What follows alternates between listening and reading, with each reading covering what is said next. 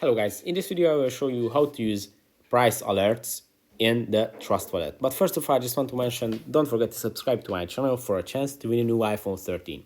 So let's jump into it. First, open your Trust Wallet, then go to the settings, and at the settings you will see the price alerts tab under the security push notifications and preferences tab.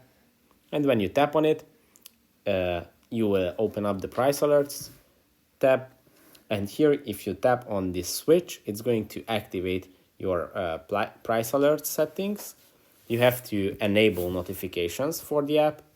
And after that, you can choose the currencies and prices that you want to set for price alerts. And after you have set up all these contents, you will receive price alerts for every change or every target that you reached in your period. That's it for this video. Don't forget to subscribe for the iPhone and see you in the next one. Bye.